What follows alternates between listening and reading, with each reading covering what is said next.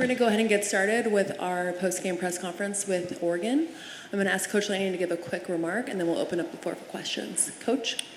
Yeah, before we get into the game, first off, just want to recognize the people in New Orleans and how we're thinking of them, praying for them. There's no place for that in this world, and disappointed to hear that happens. And the loss of life is always something that you don't want to take for granted. So I'm hoping for some solutions there. But getting into the game, they clicked tonight. We didn't, and I didn't get our team prepared. And that's a great team. When you play a great team like Ohio State, you can't not be clicking on all cylinders. And they were clicking on all cylinders. We didn't really have the ability to stop them, and didn't have the ability to get something going for us on offense. And we haven't faced a lot of moments like that this year. It's an unbelievable team. Coach Day and his staff have done an unbelievable job there.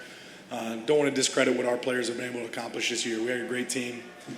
We just ran into a great team tonight, and we didn't play our best. So credit to those guys. I'll say this about our team. There wasn't a second we stepped on the field where I felt like our guys were disheartened. They didn't want to give the effort to go out there and play. I just don't think we had a good enough plan as coaches, tonight, and we got to find ways to prepare ourselves for these moments, better as a coaching staff. But I love that team.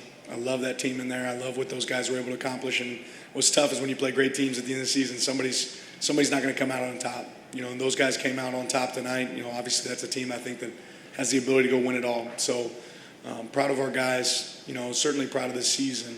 And disappointed in the night. If you're a competitor, there's no way you're not going to be disappointed in the result tonight.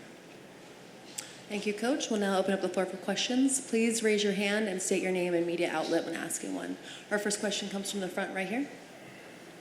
Mike's coming to you.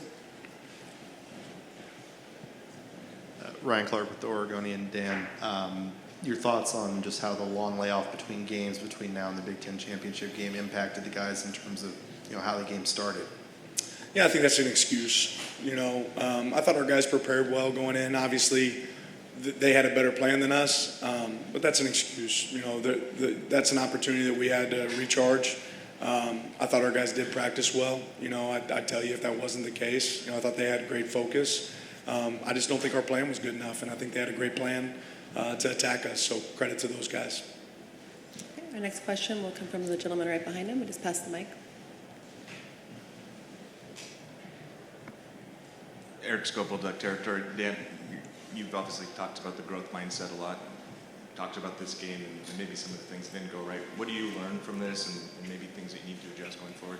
Yeah, we got to be able to adjust a little bit faster, right? There were some things that we were able to get going at points, throughout the game. We didn't adjust fast enough, and it's tough when you play a team that doesn't have a lot of weaknesses, right? They got strengths, right? Their wideouts were creating a lot of success, down the field, and then their ability to run the ball, right, makes them a dangerous team. They didn't make mistakes in special teams. You need some of those things to bounce your way. And then, offensively, we struggled to get a first down, early on. And I thought Dylan did an unbelievable job there at the end of half, creating a spark for our team.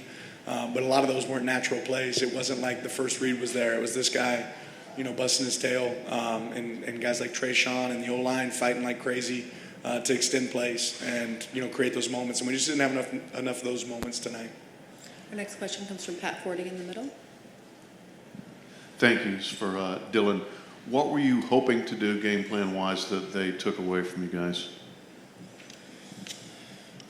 You plan to create explosives, be really good on situational football, and move the chains that way. We just didn't do that on third down, and they had a great plan, like Coach said. If you don't go get the third, then you can't move forward, Our next question comes from the back right. Hello, Rashawn Haylock, KTLA 5. This is for Coach.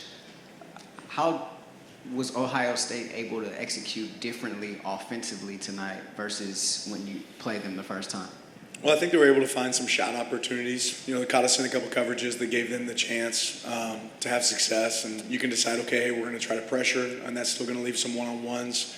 But they got us in some situational checks, some stuff that was, successful, and they have great players, right? I mean, they have some guys out there that made plays, and you have to give those guys credit.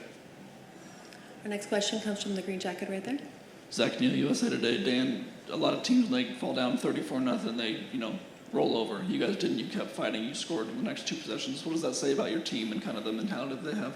Just that, if you give them a great plan, that they're going to have the chance to go out there and execute at a high level. And they got a lot of fight. Like I said, I thought our guys fought all night. There's probably even more opportunities where I could have given them a chance to fight, and I didn't do a great job of that. But those guys went out there and battled every second tonight. Our next question comes from the middle.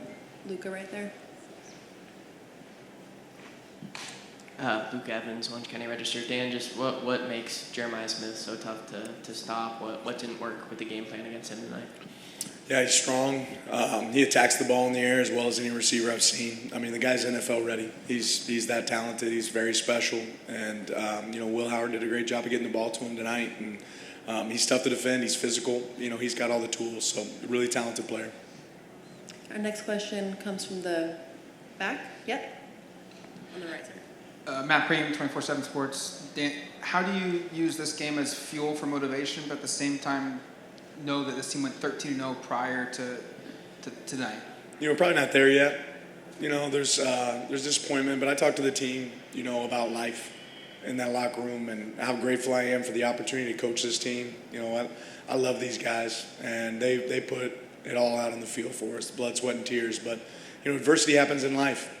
And we're going to get an opportunity, in life, to continue to attack and move forward. And I know there's a lot of winners in that room, right? And there's guys that are going to have a chance to go on in life and be great fathers and great husbands. I hope they saw those examples here on our team. They're going to be great business leaders. They're going to be great NFL players. And they gave their heart and soul for us. So to me, it's not about, getting knocked down. It's about when you get back up and what you do next. Our next question comes from the gentleman with the khaki shirt. It's more of a taupe, really. Dan, Bill Orm with the Oregonian. Dan, Evan was such a weapon for you guys in the first matchup against Ohio State. Sounded like something happened pregame. Could you maybe elaborate a little bit on what happened with him and what did you miss most about not having him? Yeah, he's a dynamic player. He's been great for us all year. Kind of got tweaked in pregame and had been able to practice, but had been somewhat limited. But we thought he was going to be, a potential go and, leaned on the side of protecting the player. In that situation, I think if you ask Evan, he want to be out there on the field. But you don't want to put him in a situation that it's not going to be safe for him. And he's certainly been a dynamic piece for us all year and would have loved to have him out there for us. But grateful for what he's been able to do for us this season. Next question comes from the gentleman in the brown in the front. Josh Peter with USA Today. Dan, why do you think Ohio State struggled the way they did against Michigan? And do you see any significant adjustments they've made since then to get things turned around the way they have? Sometimes it's not your day. And I think that was us today, right? It wasn't our day today, and it wasn't their day, against Michigan. But, what's unique about college football right now and this dynamic is you got to be playing your best ball at the end. And I think anybody that's watching Ohio State recognizes they're playing really good football. We have time for 2 more questions. The next one you have one on the front? Left-hand side. Jordan Mendoza, USA Today.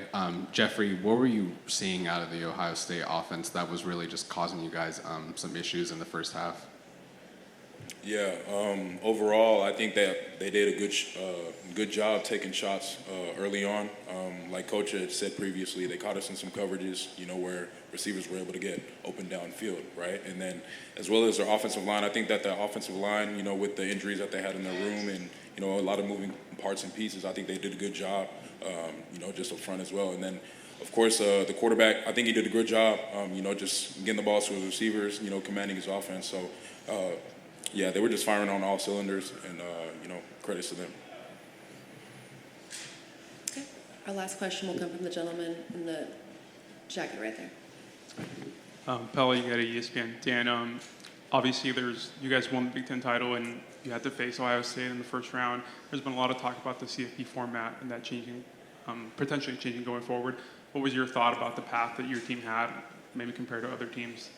We had an opportunity.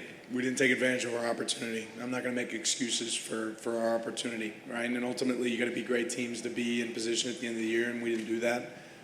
This is the road that we had to travel, and they did it better than us tonight. So no complaints for us for having that opportunity. They just took advantage of it, and we didn't. Thank you for your time. I appreciate your time, Coach Lanning and Dylan and Jeffrey.